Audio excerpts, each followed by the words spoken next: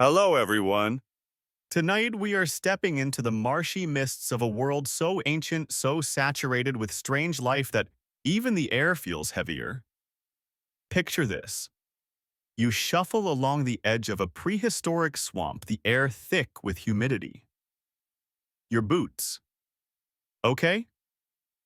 Imaginary boots sinking slightly into the spongy ground with each step. All around you, reeds sway and insects the size of your fist buzz lazily. And then you see it. A creature so bizarre you stop dead in your tracks, your breath caught somewhere between a laugh and a gasp. Towering over the brush is a bird. Well, sort of a bird. Flightless, round-bodied with legs like tree trunks and a back that… Wait, is that moss? A whole garden of moss waving in the breeze from its broad, humped back. Oh, you probably won't survive long out here, what with the bugs, the bogs, and whatever made that splashing sound to your left. So before you get comfortable, take a moment to like the video and subscribe, but only if you really like what I do here. And while you're at it, drop a comment telling me where you're tuning in from and what time it is there. I always love seeing how far this little sleepy community stretches. Now, turn off the lights, maybe turn on the fan for some soothing noise, and let's get started tonight. You freeze watching this moss bird because what else are you going to call it? It plods along with a deliberate, almost meditative gait as if the weight of history itself rests on its shoulders. The moss garden on its back is thick and lush, the kind of green that only the dampest, darkest corners of the world can produce. Tiny beads of moisture cling to each tendril. Every few steps, the creature pauses, letting out a low humming call, a sound that vibrates in your chest more than it registers in your ears. If you're wondering what prehistoric birds sounded like, well, historians still debate whether they croaked like modern cassowaries or had a vocal range more like today's cranes. But this one, it's somewhere between a didgeridoo and a giant cat purring. Your nose wrinkles. The moss smells earthy rich but not unpleasant, sort of like fresh-cut grass mixed with mushrooms. One odd fact for you tonight: in certain parts of the world today, people actually use moss as a natural air freshener. Imagine bottling up this bird's back and selling it at a mall kiosk, ode to prehistory. As you edge closer, because of course you do, curiosity always wins. Your foot sinks ankle-deep into mud and you just manage not to curse out loud. The bird's head turns slow as a sunrise, its small eyes catching the dim light. You stay very, very still. The size of this thing hits you fully now. Its beak is blunt, more for cropping vegetation than pecking. Its feathers are sparse, more like coarse hair, and they bristle in the breeze. Fun fact, many ancient flightless birds likely sported these hair-like feathers partly for warmth, and partly because, well, fashion was weird back then. You watch as the bird shifts its weight, the moss on its back rippling like a living cape. It takes another step, heavy foot squelching into the mud, and moves on, apparently deciding you're too small and silly to bother with. A dragonfly buzzes past your face as long as your hand, and you swat it away reflexively. Somewhere off to the right, something splashes again. You really don't want to know what. The creature stops at the edge of a shallow pool, dipping its beak to sip the mineral-rich water. You can almost hear it sigh in contentment. You take this moment to crouch low behind a fallen log, heart racing. This moss bird is clearly at the top of its tiny ecological kingdom. No wings, no speed, but the strength, bulk, and an entire micro-habitat riding along on its back. Historians still debate whether creatures like this were intentional farmers of moss, or just lumbering giants who happen to be good hosts. You can see why. There's something almost deliberate about the way the moss thrives in neat patches between the bird's shoulder blades, how it seems to avoid areas near the hips, maybe where the bird can scratch more easily. It's like watching a walking garden tended by ancient instinct. The air grows cooler as the sun dips below the horizon, casting everything in purples and deep blues. Mosquitoes, or their prehistoric equivalents, start to thrum in earnest, and you slap at your neck with a groan. The bird lifts its head again, that hum vibrating through the gloom, and starts to move once more. You can't help it. You follow Boots, squelching breath shallow with both excitement and unease. The moss garden glows faintly in the twilight dewdrops, catching the last light like tiny stars. You imagine what it would be like to run your fingers through it, soft, springy, maybe a little slimy. But hey, no judgment if that's your thing. The creature lumbers deeper into the marsh, and you, of course, shuffle after it, because by now you're invested. It's like nature's weirdest parade float, and you've got front row seats. As the last of the daylight fades, you realize something else. The moss bird's path is changing the land itself. Wherever it steps, it leaves behind depressions that fill with water, creating tiny new pools for plants and insects. It's like an accidental landscaper shaping the marsh as it searches for food or simply wanders for the sake of wandering. Somewhere far off, you hear the low call of another bird. Or is it the same species? The sound sends a chill up your spine. It's lonelier, somehow more mournful. The moss bird pauses, head tilted, listening.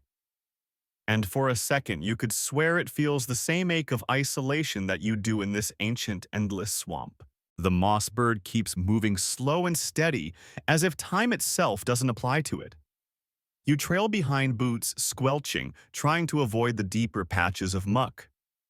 The marsh opens up ahead, revealing a clearing where pale moonlight reflects off the water's surface in silver streaks. And there, under the glow, you finally get a good look at the living garden on the bird's back. The moss isn't just a random patch of green, it's a quilt of textures and shades. Deep emerald clumps near the shoulders, delicate feathery patches along the spine, and tiny ferns sprouting boldly at the base of the neck.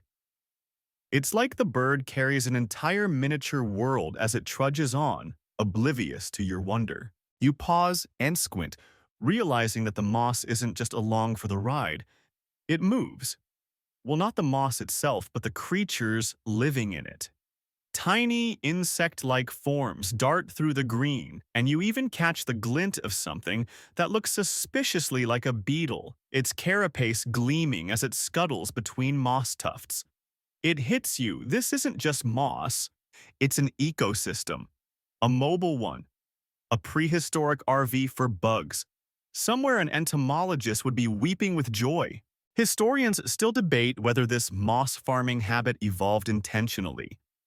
Some argue that the bird's ancestors might have rolled in mossy patches to cool off and over generations. Those that encouraged moss growth survived better in harsh weather. Others think it might have been pure accident, a case of if it sticks, it stays. You watch as the creature shifts its weight and brushes its back against a low-hanging branch, almost like it's pruning the moss. Coincidence or instinct? You decide to risk getting closer. Each careful step feels like an eternity, but the bird doesn't seem to notice or care. The air is thick with the smell of damp vegetation, and your clothes cling uncomfortably to your skin. A mosquito lands on your cheek and you brush it away, muttering under your breath. The bird, in contrast, is the picture of peace. It lowers itself slightly, as if inviting you to study its moss up close. Probably not, but hey, let's pretend. And here's a weird fact for you. Some modern birds, like the hoatzin of South America, smell like rotting vegetation because of what they eat. This moss bird, same vibe but dialed down. The moss must contribute to that earthy, compost-like scent that surrounds it, making it smell more like the marsh itself and less like easy prey. You take in the detail. The moss glistens with dew, catching moonlight, in a way that makes the whole thing look enchanted. Tiny spores puff up as the bird moves, drifting into the air like smoke. The moss sways gently, as if responding to the rhythm of the bird's movements. You're struck by the thought that this creature is as much a gardener as it is an animal. Each step, each brush against a rock or branch seems to encourage growth, spread spores, or prune dying patches. A living, breathing garden. The bird stops again, and you almost stumble right into a tangle of reeds. You duck low, heart pounding, but the creature is focused on its own reflection in a still pool. For a moment, you think it might actually be admiring itself. Or maybe it's checking out its moss garden, making sure everything's in order. Who knows? It lets out a low, vibrating hum, a sound so deep it makes the water ripple. You feel it in your chest, a prehistoric bass note that somehow calms your nerves, even as it reminds you that this is its domain. Then, with a slow turn, it begins to trudge along the edge of the pool. The moss garden sways again, the ferns bobbing like tiny flags. The moonlight catches on a spider's web strung between two moss tufts, and you wonder how many generations of spiders have lived and died on that moving island. Somewhere beyond the trees, another of the birds calls out, and your moss bird pauses listening. The call is closer this time, and you realize you might not be alone out here for long. You suppress the urge to bolt. You're in too deep now, literally and figuratively. The marsh is watching, and so is the moss bird. The bird's reflection disappears as clouds drift across the moon, plunging the swamp into deeper darkness. You hear the soft splash of its feet, the gentle sigh of wind through reeds, and the buzz of insects that never sleep. The moss bird blends into the night, its moss garden now just another patch of green in the endless wet landscape. You follow, of course. What choice do you have? This isn't the kind of show you can pause or rewind. This is a once-in-an-epoch performance. And as you trail the creature, the smell of the moss, clean, ancient, full of life, fills your lungs, reminding you just how small and temporary your place is in this shadow of the ages. You can feel the damp cold seeping into your bones now, but you keep going. The moss bird's trail is easy enough to follow. Each colossal step leaves behind a print that fills swiftly with water, creating shallow pools that mirror the night sky. The creature's pace never changes. Slow, methodical, as if it has no destination but every intention. You slosh along behind it, swatting at the persistent insects, your breath fogging the air. The moss garden on its back shifts subtly as it moves, the miniature world swaying to the rhythm of the swamp. The marshland stretches before you, an endless quilt of water and grass broken here and there by clumps of reeds and the occasional gnarled tree. The bird seems drawn to a particular spot where the water is clearer, the ground firmer. It pauses, head low, and you can almost feel its attention turning inward as if it's contemplating its moss, checking on the living crop that it carries. Historians still debate whether this trail-following behavior was territorial, migratory, or simply instinctive wandering. Maybe the bird followed the same loops each night, tending its moss garden by passing through areas where the conditions were just right, humid enough, shaded enough, safe enough. Or maybe it just walked until it found a spot that felt good. You can relate. As you creep closer, you see how the moss has changed since your first glimpse. Some parts look fresher, brighter, as if the recent humidity revived them. Other patches have browned, slightly dry or dying. And here's an odd fact to sprinkle into your dreams tonight: in modern Japan, moss gardens are so revered that some are tended with tweezers, individual blades adjusted for aesthetic perfection. You imagine this giant bird bending down, squinting at its back, and plucking at a scraggly bit of moss with a beak like a giant pair of forceps. Okay, maybe not. But it's a funny thought. The bird trudges on, and you realize it's doing something subtle, something clever. Every now and then it sidesteps to rub its side against a boulder or tree trunk, scraping off bits of dead moss. The discarded fragments fall into the mud where they might take root again. Is it accidental gardening or deliberate? You try not to trip over a hidden root as you follow its winding path. The ground here is firmer, less of a swamp, and more of a boggy meadow. The moss bird's steps leave less of an impression, but you can still see the faint shimmer of moisture in each print. Suddenly, you're aware of the soundscape around you. The swamp is a living symphony. Frogs croaking, low insects thrumming, the occasional distant splash of something large moving through water. The moss bird hums again, that deep, resonant note that vibrates in your teeth. It feels like the sound of the earth itself settling for the night. The bird pauses at a cluster of reeds and begins to nibble, tearing at the fibrous stems with slow, deliberate motions.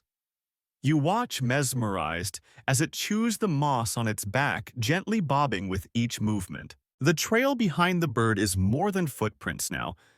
It's a path of change. Where it walks, the vegetation shifts. Some plants are trampled, yes, but others seem to thrive in the disturbed soil. You can almost see the beginnings of new moss colonies where the bird scraps have fallen.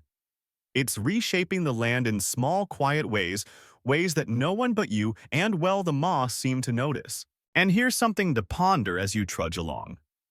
Moss is one of the oldest land plants, a pioneer species that can grow where nothing else will. You're following a creature that might well have been a partner in moss's prehistoric expansion, a mobile moss farm helping green the earth one slow step at a time.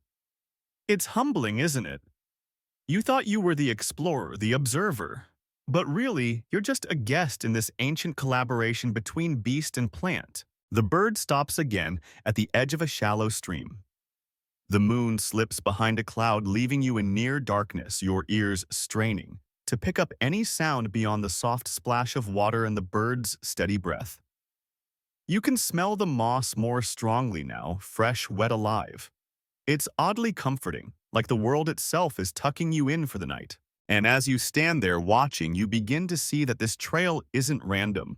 The bird is following a route that encourages its moss to thrive. It knows where the mists settle thickest, where the rocks are best for scraping off the old growth, where the light is softest so the moss won't scorch. Intentional farming. Maybe. Historians still argue about that. But as you watch the bird wade slowly across the stream, moss garden glistening, you can't help but feel you've stumbled onto something wise. Ancient, quietly magnificent. You're beginning to notice something else as you trudge behind the moss bird, careful where you place your feet. It isn't alone, not really. At first, you thought the moss was just that moss, a simple green patch maybe with the odd beetle or spore drifting along. But now, in the soft moonlight, you see more.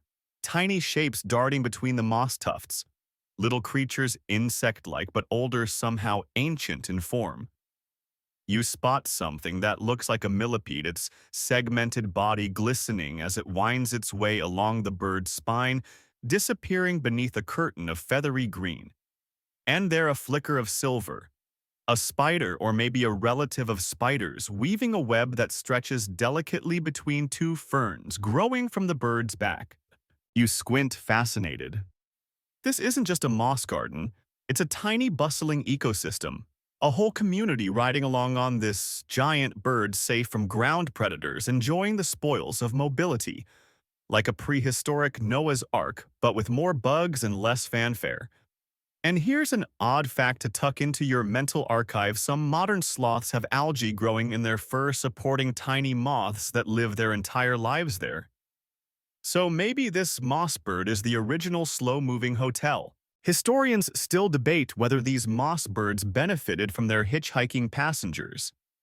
Did the insects help the moss spread? Did the spiders keep pests in check? Or was it all just happy coincidence? Nature throwing a party on the broad back of a beast that didn't care one way or the other. You watch as a tiny creature, a sort of ancient fly you think, takes off from the moss and vanishes into the night.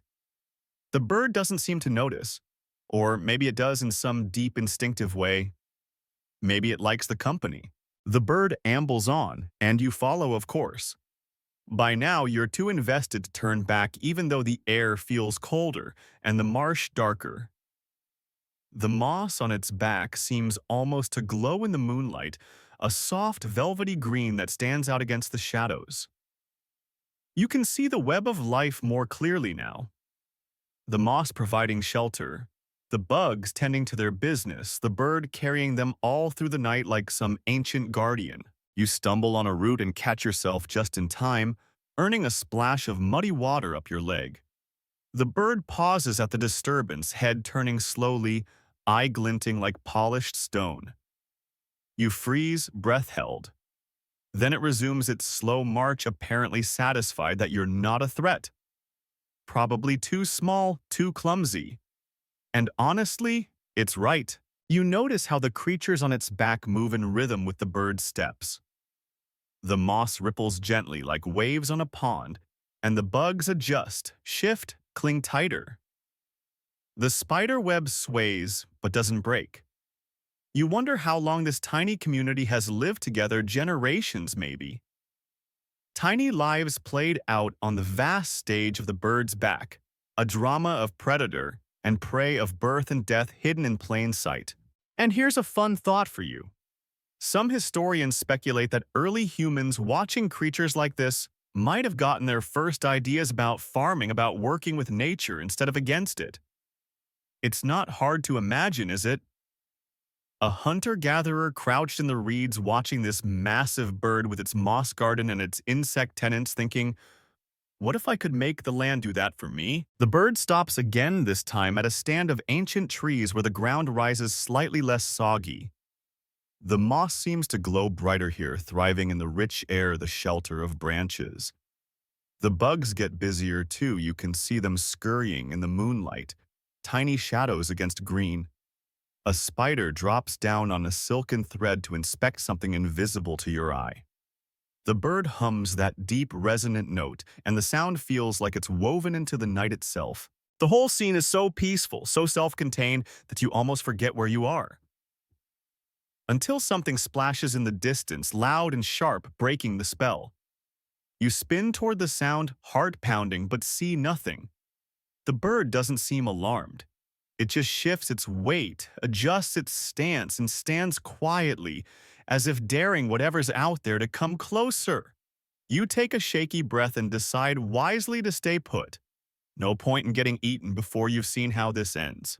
The moss garden sways as the bird moves again, brushing its side against a tree trunk, knocking loose some old growth. The scraps fall to the ground, where they might root and grow or feed some small creature. It's a slow, quiet cycle playing out night after night, unnoticed by most but vital all the same. And as you follow, you realize this moss bird isn't just part of the landscape. It is the landscape in motion.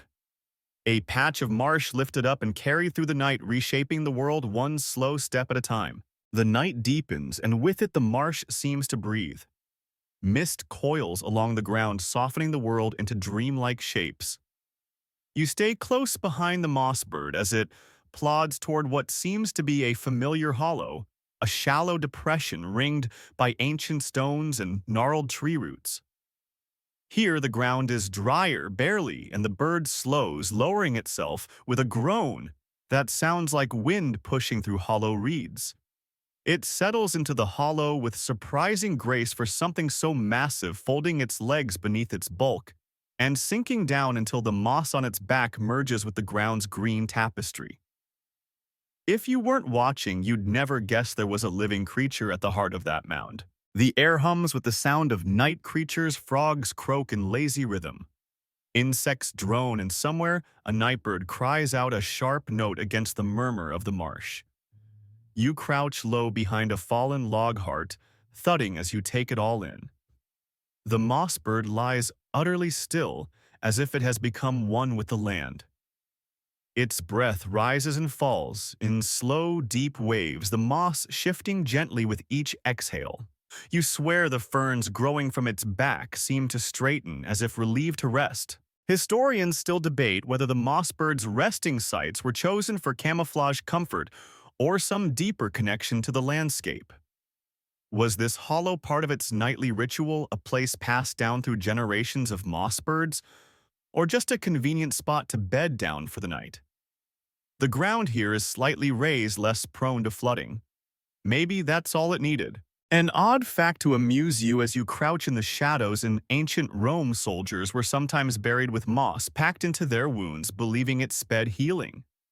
Watching this bird's moss garden, now you wonder if those early medics got the idea from nature, from creatures like this, living proof that moss and flesh could coexist, that green could shelter red.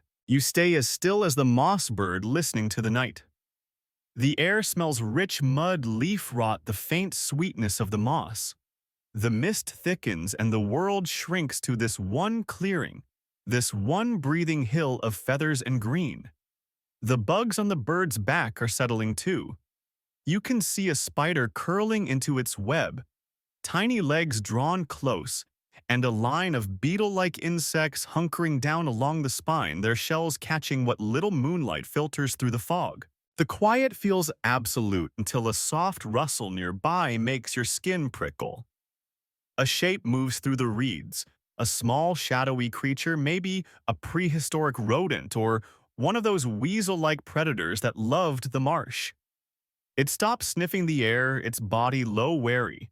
It sees the moss bird or maybe just the mound of green and seems to think better of approaching. Smart move. The moss bird, though still as stone, radiates a presence that says, "I am not to be trifled with." You settle in your legs, numb, unwilling to disturb the peace of the moment. The moss bird's breath slows even more, the moss on its back, now indistinguishable from the hollow's own vegetation. You imagine walking past in daylight and never knowing it was there hidden in plain sight. A living island that rests where it pleases unnoticed until it decides to rise and move on. The cold of the night creeps into your bones, but you don't care. This feels like witnessing something sacred, something ancient and unbroken. The moss bird, the bugs.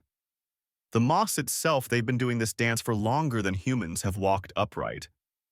You're just lucky enough to have stumbled into the audience. And here's a thought to keep you company in the dark. Some historians believe these great moss birds might have inspired early myths of walking hills or earth spirits, stories passed down around flickering fires about beasts that carried forests on their backs. Looking at this creature now, it's easy to see how those stories began. The bird shifts slightly, and you can almost hear the moss sigh as it settles. The mist thickens, cloaking everything in silver. The night wraps around you like a blanket, heavy with the scent of wet earth and ancient green. The moss bird dreams perhaps of streams and soft rain, of endless marshes and safe hollows. And you're part of the night now, just another watcher in this timeless swamp art, beating in quiet rhythm with the breath of a sleeping giant. Morning creeps in slowly, the first light barely more than a pale gray smudge against the mist. You're stiff cold and more than a little damp, but you don't dare move. The moss bird is stirring. You can feel it more than see it. At first, the slow, deep intake of breath, the faint ripple of moss as the creature readjusts its bulk. Then, with a low grunt like a tree groaning in the wind, it rises. Bit by bit, its massive frame lifts from the hollow, the moss garden shaking loose beads of dew that fall like tiny jewels onto the ground. You're close enough now to see the details you missed in the dark. The moss isn't uniform. Near the bird's shoulders, thick clumps form dense mats, rich and spongy. Along its spine, more delicate strands grow trailing down in little green curtains. At the lower back, patches of bare skin peek through where the moss looks recently scraped or perhaps eaten. Because, as you're about to discover, this moss bird isn't just a farmer, it's occasionally its own customer. Historians still debate whether moss formed part of this bird's diet as a staple or just a fallback when food was scarce. What's clear is that the moss bird bends its thick neck and with surprising precision nibbles at the moss near its flank. A quick tug, a chew, and the green is gone. You watch fascinated as it repeats the action, pruning its living crop with the care of a gardener, snipping herbs for a stew. The moss seems to thrive on this attention. The trimmed patches look cleaner, healthier, as if the bird's feeding stimulates new growth. And here's a fun odd fact for your next awkward dinner party. There's a species of sheep in Scotland that eats seaweed as a major part of its diet, thriving where no grass grows. Your moss bird. Same concept. You can almost hear it thinking, why wander far when dinner's right here on my back? The bird begins to move, plodding toward a stand of trees at the marsh's edge. Its beak clips at reeds and low branches as it goes, adding variety to its meal. The moss garden sways gently, a miniature forest on the move. You notice again how the insects within it shift and scurry, adjusting to the rhythm of the walk. A spider repairs a strand of web broken during the night's rest, its tiny legs working with the precision of a master weaver. The air is fresher now, though still heavy with moisture. A light breeze stirs the moss, carrying its earthy scent to your nose, a mix of green, damp soil and something older, harder to name. The bird pauses at a shallow pool, lowering its beak to drink its reflection, shimmering in the water. The moss doubles in the mirrored surface, creating the illusion of a giant green mountain, bending to sip from the earth itself. You're struck by the harmony of it all. The bird, the moss, the bugs. They aren't just coexisting, they're intertwined parts of a single, slow-moving organism that shapes its world with each deliberate step. The bird feeds on the moss feeds on the bird's sweat and scraps. The bugs tend the moss or feast on its pests. It's a self-sustaining system, ancient and efficient. You creep a little closer, drawn by the quiet wonder of it. The bird's eye flicks toward you just once, and then it returns to its meal unconcerned. Maybe it knows you're no threat. Or maybe it's just too old, too wise to care about a soggy human gawking at its living cloak. Historians still debate whether these moss birds deliberately cultivated specific moss types or simply carried whatever spores took root. Looking at this one, you can see how the theory could go either way. Some patches seem almost curated, clean, lush, free of debris. Others look wild, overgrown, as if left to fend for themselves. Intentional or accidental, it works. The moss bird thrives, and so does its garden. The morning light grows stronger, casting a golden sheen over the marsh. The bird moves on, leaving behind a trail of shallow prints and a few scraps of moss where it fed. You follow boots, squelching the scent of green, filling your senses. The world feels new, ancient, and utterly alive. The warmth of the rising sun casts a soft, golden haze across the marsh, illuminating every bead of dew, every blade of grass, every ripple on the pools. The moss bird leaves in its wake. You squint against the light, your eyes still bleary from the long, damp night, and almost miss it at first, a second moss bird emerging from the mist. It's coming from the opposite side of the clearing, moving with that same slow, deliberate gait. Each massive footstep sending tiny ripples across the waterlogged ground. But this one looks different. The moss on its back isn't as neat. It's patchier, more wild, with tangled clumps that spill down its sides like green waterfalls. The ferns are longer, the bugs busier, and you'd swear there's even a small fungus clinging stubbornly near its shoulder. You freeze instinctively, holding your breath because something in the air feels charged now, like the marsh itself is waiting. Your moss bird, the one you've been following, the one you feel weirdly protective of, stops. Its head lifts, eyes narrowing slightly. It hums that deep, chest-rumbling note you've come to know, but this time there's a sharper edge to it. A warning, perhaps, a line drawn in the mud. Historians still debate whether these confrontations between moss birds were territorial mating rituals or something else entirely. Was it about the best moss farming ground, the right to the choicest hollows, or maybe they just didn't like sharing their living gardens? What's clear is that these encounters were rare, slow-motion showdowns that could reshape the landscape. The second bird halts a few paces away, head tilted, considering. The marsh holds its breath.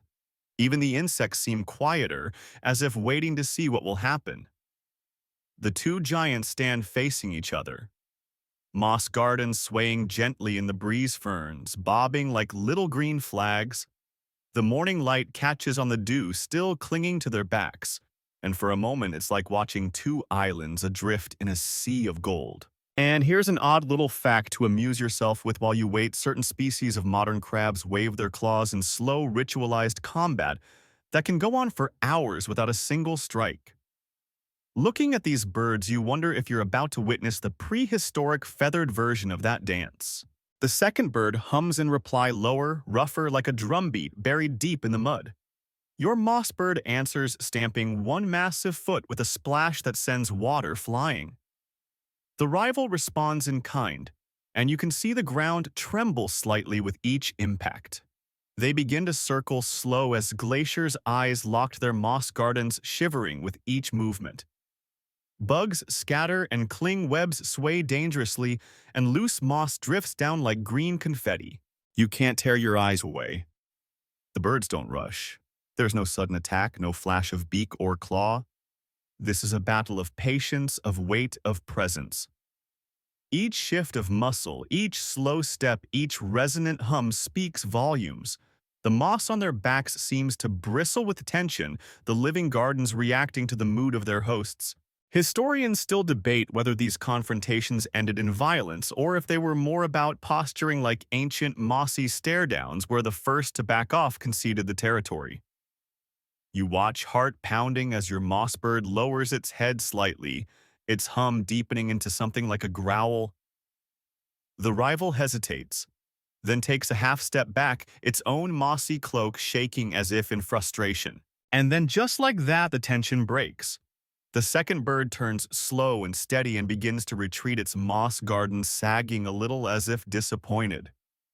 Your moss bird stands tall, or as tall as a giant flightless moss-covered creature can, and lets out one final hum that echoes across the clearing. Victory in the quietest of battles. You release a breath you didn't realize you'd been holding. The marsh exhales with you birds, call insects resume their droning symphony, and the breeze stirs the reeds once more. Your moss bird turns and resumes its plodding path unhurried as if nothing had happened at all. And here you are once again trailing behind, marveling at the strange, slow world of these ancient gardeners. The moss sways gently on your champion's back, a living crown carried forward into the day. You're still feeling the quiet thrill of having witnessed that slow-motion standoff when something else catches your eye, something smaller, sneakier, and far more unsettling. As your moss bird lumbers forward, the sun fully rising now, and casting long golden beams through the marsh, you notice a subtle stirring in its moss garden that doesn't match the gentle sway of ferns or the scurry of bugs. There's something lurking in the green, something that doesn't belong. At first, it's just a hint. A patch of moss that shifts a little too quickly.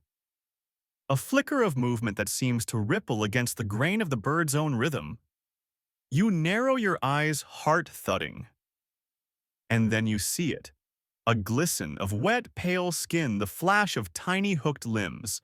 A parasite, or maybe a predator, clinging low on the bird's side, half hidden in the moss like a shadow-given form. Historians still debate whether these moss birds were plagued by specific parasites that evolved alongside them, perfectly adapted to their mobile ecosystems. Some think the moss offered too tempting a shelter for such creatures to resist. Others argue that the moss helped deter pests, its damp, acidic environment, making life difficult for would-be freeloaders. You standing here ankle-deep in muck, watching the intruder creep across the bird's living garden, can see the argument for both. And here's an odd fact to lighten the mood.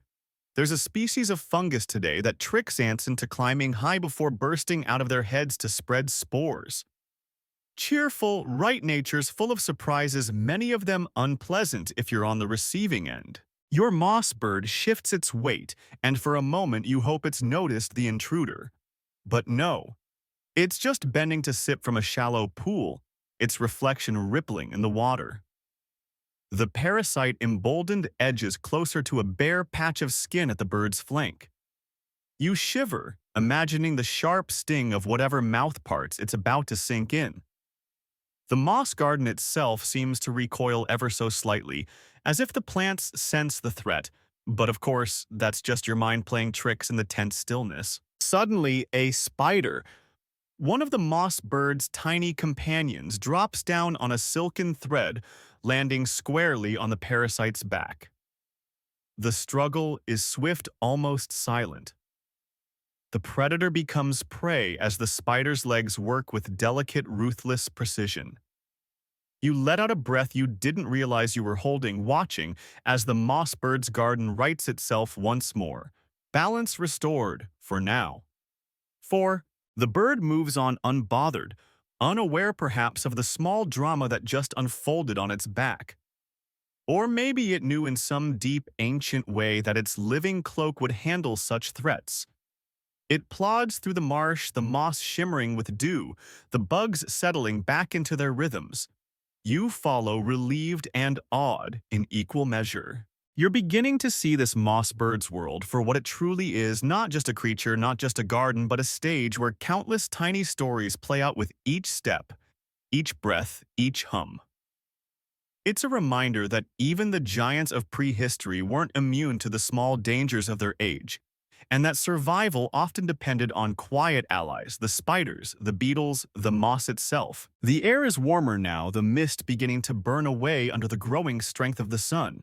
The marsh awakens around you, birds call, frogs splash, and somewhere in the distance another moss bird hums its slow, steady tune. You trail behind your moss bird, grateful for the lesson, the glimpse into a world most would never think to look for, a world hidden in plain sight on the back of a walking garden. The sun rises higher, burning away the last of the mist, revealing the marsh in its full, raw beauty. The moss bird moves with the same steady rhythm, unbothered by the heat, its moss garden glistening under the light like a tapestry woven from emerald and jade. You squint against the glare as a breeze stirs the reeds, carrying with it the first hint of something troubling, moist air thick, with the sharp metallic scent of rain. And not just any rain. A storm is coming. You feel it before you see it. The sudden hush that falls over the marsh, the way the smaller creatures vanish into burrows or nests, the tension in the air, heavy and electric, as if the world itself is holding its breath. Your moss bird pauses too, lifting its head, nostrils flaring as though reading the wind. The moss on its back seems to ripple in anticipation, the ferns trembling like nervous hands. Historians still debate whether creatures like this could truly sense approaching storms or if their behavior was simply instinctive patterns learned through generations of survival. You watch, heart racing, as the moss bird begins to move with a purpose you haven't seen before. No more meandering steps, no more pauses to nibble moss or sip from pools. It's heading for higher ground, slow but determined, its massive feet squelching through the soft earth with each stride. And here's an odd fact to distract you while thunder rumbles in the distance. Some species of modern moss can absorb up to 20 times their weight in water. Looking at the thick carpet on the bird's back, you realize just how heavy it must become when the rain comes. It's not just a garden, it's a burden. And your moss bird seems to know it. You follow, boots slipping in the mud as the wind picks up, tugging at your clothes and carrying the first cool droplets of rain. The moss bird climbs a gentle rise, each step deliberate, as if testing the ground beneath it. The moss sways wildly, now battered by gusts that bend the reeds low. The insects cling tighter, the spiders hunker down, webs torn loose to trail like ghostly threads behind the moving giant. Lightning splits the sky so bright it sears your vision, followed a heartbeat later by the crack of thunder that shakes the ground. The moss bird doesn't flinch. It trudges on the living garden on its back, flattened against the storm's assault. Water streams down its sides, pooling in the moss, before dripping in thick rivulets to the ground. The air is alive with the scent of ozone, wet earth, and green, so much green it's almost overwhelming. You stumble, nearly falling as the ground turns slick beneath your feet. The moss bird crests the rise and pauses, silhouetted against the boiling sky. It stands firm as though daring the storm to do its worst. Rain lashes the marsh sheets of water, blurring the world into a haze of motion and sound. You can barely see, barely breathe, but the moss bird remains steady, its massive form a living island in the tempest. Historians still debate whether these storms were opportunities or threats for creatures like the moss bird.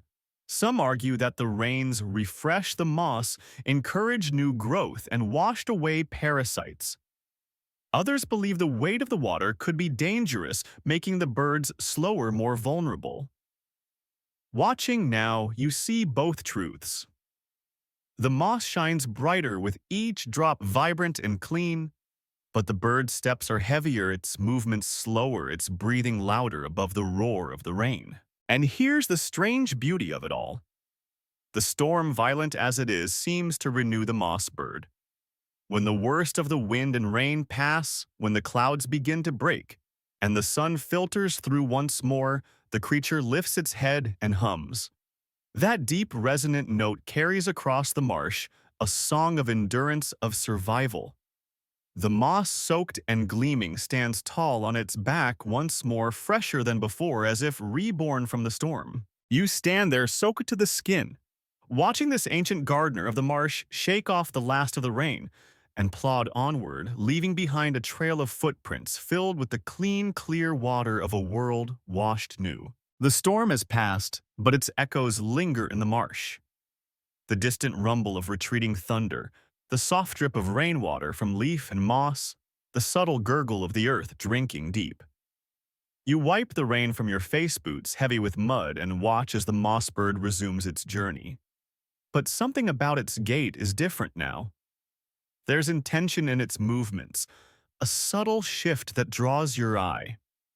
Every few steps it pauses, not to feed, not to rest, but to reach awkwardly with one of its thick clawed feet and gently scrape along its side. At first you think it's trying to shake off the storm's burden. But no, the bird is tending to its moss. With surprising delicacy, it uses its curved claw to peel away soaked, dying patches, casting them down onto the marsh where they land with a soft splat. The moss bird is pruning its garden. Historians still debate whether these creatures acted on instinct or intelligence when they managed their moss cloaks. Was it deliberate farming or simply the natural behavior of a creature seeking comfort? Watching now, you feel sure it's the former. The way the moss bird inspects its work, the careful angle of its claw, the slow turn of its head as it surveys its back, it's too precise, too practiced to be random. And here's a peculiar fact to chew on as you watch this ancient gardener. At work, modern gardeners sometimes play music to their plants, believing the vibrations encourage growth. Imagine this moss bird's hum, deep, resonant, constant, acting as its own form of prehistoric plant symphony. Maybe the moss grows greener under its song. You follow as the moss bird moves to a cluster of low stones, positioning itself so the edges of the rocks scrape along its flanks as it passes. Old moss peels away in strips, exposing fresh skin beneath. The discarded moss, heavy with water and age, settles into the mud where, perhaps, it will root and start new patches. The cycle continues. The bird walks on lighter. Now its moss garden neater, cleaner, renewed. The bugs that live among the moss seem calmer, too. Spiders begin to reweave their webs, spinning fresh silk across the newly trimmed green. Beetle-like creatures dart from tuft to tuft, inspecting the damage, perhaps, or simply going about their tiny lives. The moss itself stands straighter, brighter in the soft light after the storm. The moss bird hums again, a low, soothing note that seems to settle the marsh. The wind softens the reeds, sway gently, and even the sky feels clearer, the storm's fury spent. You realize you've been holding your breath, caught up in the quiet ritual of this ancient being. The world feels smaller, somehow more intimate, as if you've been granted a glimpse into a secret no one else remembers. Historians still debate whether early humans might have learned something from creatures like this. Lessons in patience, in stewardship, in working with the land, rather than simply taking from it. You imagine some distant ancestor crouched in the reeds, watching as you do now, and carrying the memory of this moss bird's quiet labor back to their kin. A whisper of wisdom passed down through ages. And you stand in the mud, rain still dripping from your hair, awed by the simple grace of this moment. The moss bird, now finished with its work, resumes its slow march through the marsh, its living cloak swaying gently, perfectly groomed, perfectly at peace. The marsh has settled into that hush that comes after a storm, the kind of silence so complete it hums in your ears, broken only by the soft plop of water dripping from leaf to pool. The moss bird plods ahead, its back straight, its moss garden tidy and vibrant once more.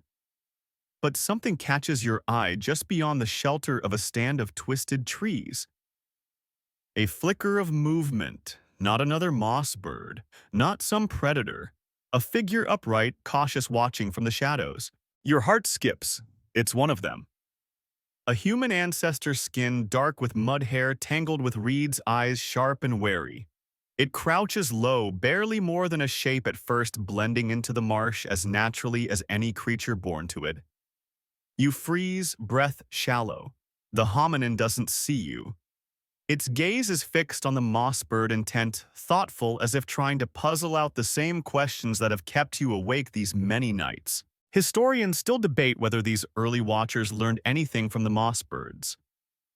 Did they mimic its patient foraging? Its care for its living garden? Did they see a lesson in the way it pruned and nurtured the moss? Or did they simply see a meal on legs? You watch the ancestor's eyes, sharp, intelligent, calculating. There's no hunger there, not today. Only curiosity, maybe even admiration. And here's an odd fact to tuck away for your next rainy evening. Some of the oldest known human dwellings included layers of moss packed between stones for insulation, perhaps inspired by scenes like this one. Watching this ancestor now, you wonder if it's imagining the same what it would be like to carry a garden, to weave green into shelter, to live as the moss bird lives. The moss bird hums low and steady, and the sound seems to vibrate through the air, through your bones, through the very soil beneath your feet. The ancestor shifts slightly, head tilting as if listening more closely, drawn in by the ancient melody. The moss sways gently with each note, the living cloak responding to its bearer's voice, as if it too understands. For a long moment, the three of you, the bird, the ancestor, and the hidden observer you've become, are bound together by that hum, that slow, endless rhythm of the marsh. The moss bird moves on unhurried, and the ancestor steps silently from its hiding place to follow at a distance, just as you have. There's a reverence in its movements, as though it senses the significance of what it's witnessing. The marsh opens before you, soft and shining in the after-storm light. Pools reflect the sky's clearing blue reeds, whisper in the breeze, and the moss bird leaves its trail of shallow prints and scattered moss scraps behind. The ancestor pauses to touch one of these fallen tufts, turning it over in long fingers, inspecting its texture, its resilience.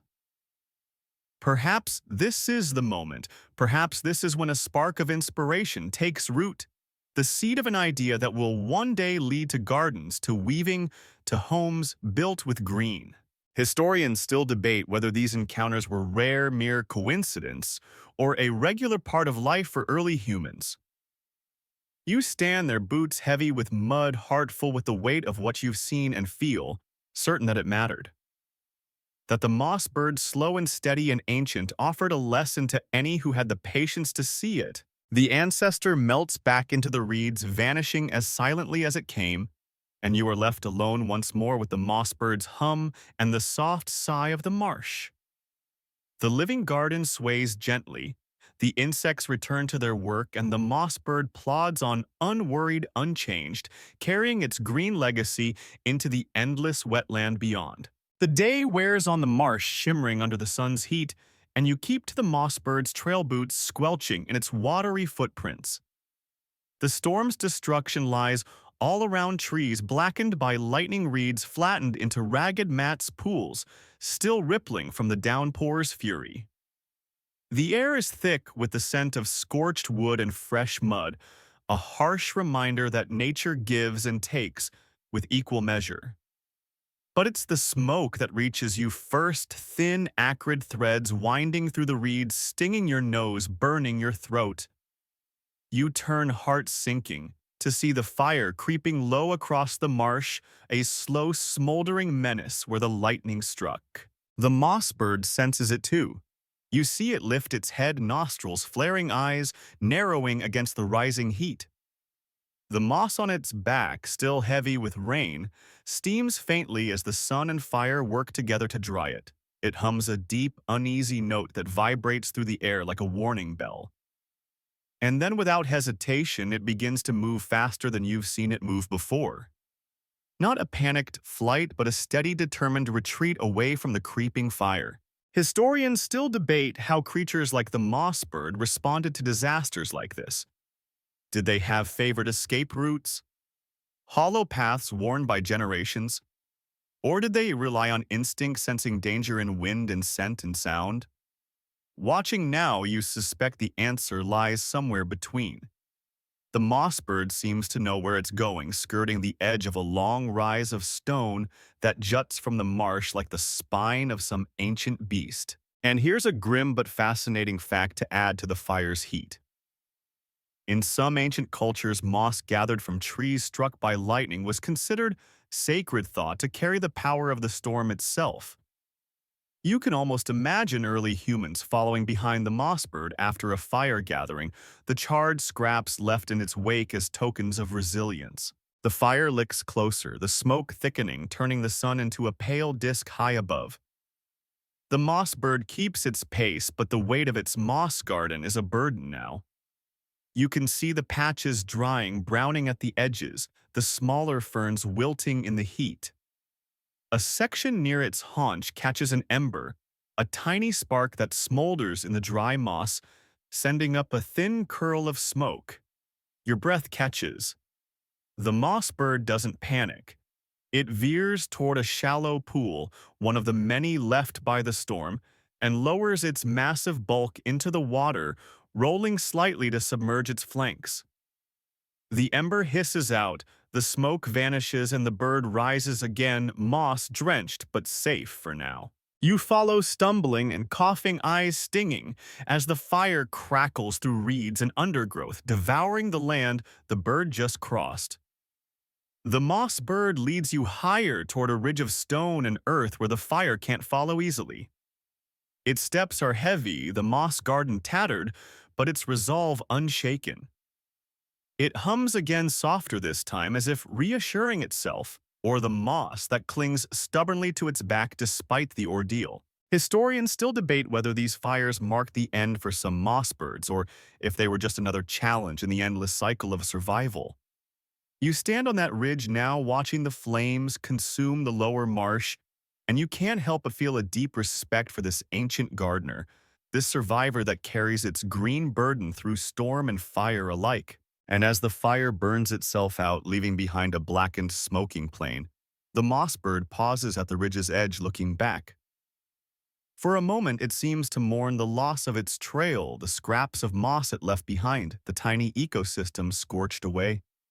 Then, with a slow breath and a final glance, it turns and moves on, seeking new ground where its living cloak might thrive again. The land beyond the charred marsh unfolds like a promise, higher, drier, dotted with stone outcrops and stands of wind-bent trees. The air here feels cleaner, cooler, carrying no trace of smoke or ash.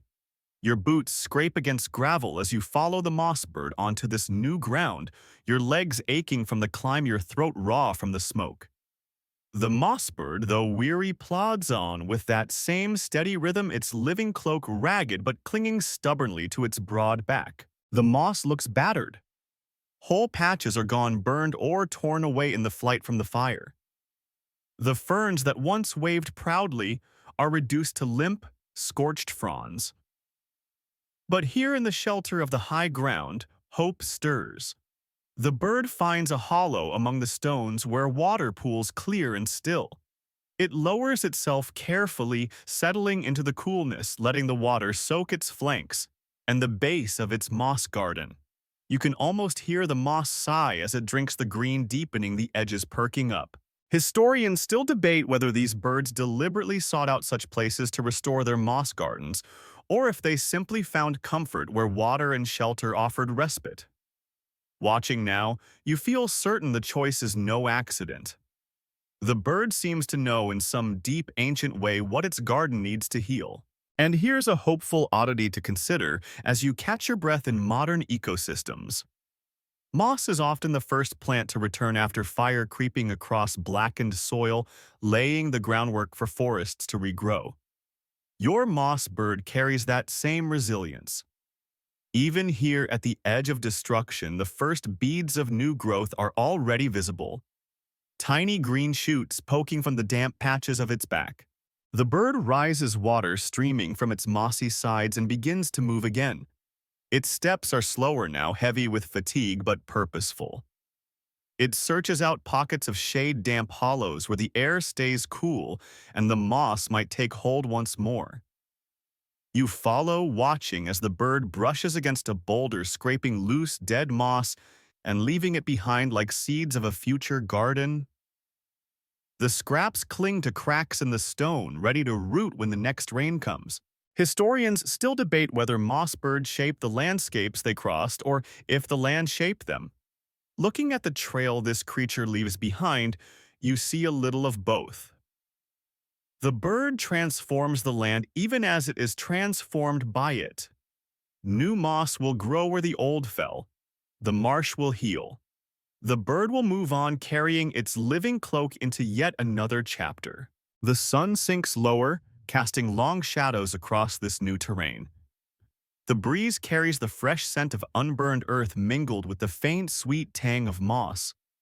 The bird hums a soft, low note that blends with the wind, a song of renewal, of persistence.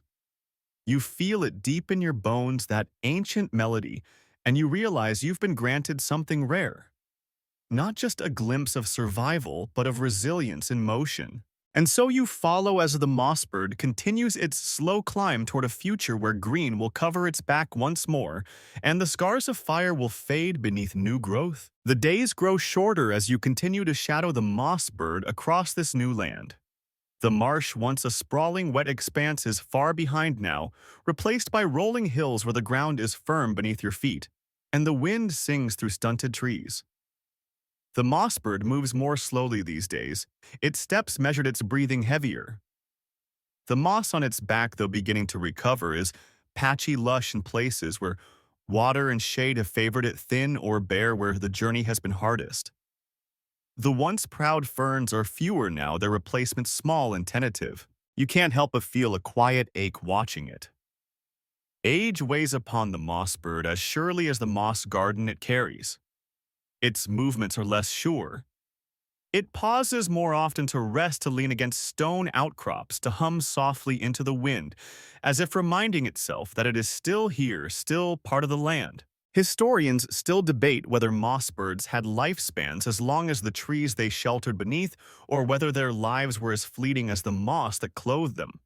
Looking at this creature now, you sense it has seen more seasons than you can count, storms, and fires, floods, and drought, cycles of growth and loss repeated again and again until the weight of it all slows even the strongest. And here's an odd fact to ponder while you walk this final leg with your mossbird.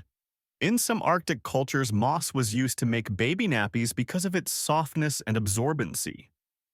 Imagine that humans and moss intertwined in the most practical, tender ways, just as the moss and the bird are bound together in this ancient partnership. The moss bird pauses at a sheltered hollow, a place where water seeps slowly from stone and small green patches already dot the ground. It lowers itself carefully, groaning softly, and settles there, the moss on its back blending with the new growth around it. You realize with a pang of quiet sorrow that it may not rise again. The garden on its back is untended now, left to grow wild, to spread as it will without the careful pruning and scraping that once kept it neat. Spiders spin, unchecked beetles burrow, and the moss begins to creep beyond its old borders, spilling down the bird's sides in a soft green cascade. Historians still debate whether these final resting places of mossbirds became sacred sites for early humans or simply faded into the land forgotten, but for the green mounds left behind. You stand in the hush of this hollow, watching as the mossbird's breath slows, as its hum fades into the wind, as its garden becomes part of the earth once more. The cycle is complete. The bird that carried the marsh on its back now gives itself back to the land one last gift in an age-old exchange. You feel the weight of it, this quiet ending, this return to the soil. The breeze stirs the moss, and for a moment it looks as if the garden waves farewell. You turn, finally leaving the hollow behind, the hum of the moss bird echoing in your memory as you walk into the fading light. The hollow where the moss bird rests fades into the distance behind you, though in truth it feels as though part of you remains there, anchored by the weight of what you've witnessed. The path ahead winds gently down from the high ground, leading you back toward the lowlands, back toward life's persistent green renewal. But as you walk, the image of the moss bird lingers, the slow, deliberate steps, the sway of the living garden, the hum that seemed to bind creature, plant, and land into one enduring song. You pass pools where the bird once drank, now ringed with the moss scraps it left behind. Already, tiny green tendrils creep from these remnants, rooting into the mud, reaching toward the light. Here, in these small beginnings, you see the moss bird's true legacy. The land it crossed is marked not by destruction, but by growth, patches of green, where none grew before, threads of life woven into the marsh's endless tapestry. The moss bird shaped the world with each step, and the world in turn shaped the moss bird. Historians still debate whether this legacy lived on in human memory, inspiring myths of walking forests, of living hills that carried the land upon their backs. Some say it did. Others argue such stories arose elsewhere in other times, from other wonders. But you, having walked in the shadow of the moss bird, know in your bones that such creatures left their mark not just on the earth, but on those who watched and learned. And here's a tender fact to soften the end of this journey. In some ancient traditions, moss was believed to heal the spirit, not just the body. A symbol of resilience, of quiet strength. The moss bird embodied that spirit, a living reminder that life persists even in the slowest, gentlest forms. You stop at the edge of a wide pool where the sky reflects in shattered pieces among reeds and lily pads. The air is soft, the breeze carrying the faint scent of moss, of wet earth, of the ancient quiet wisdom that the moss bird carried on its back. The marsh hums with life. Bugs, birds, the whisper of wind in grass.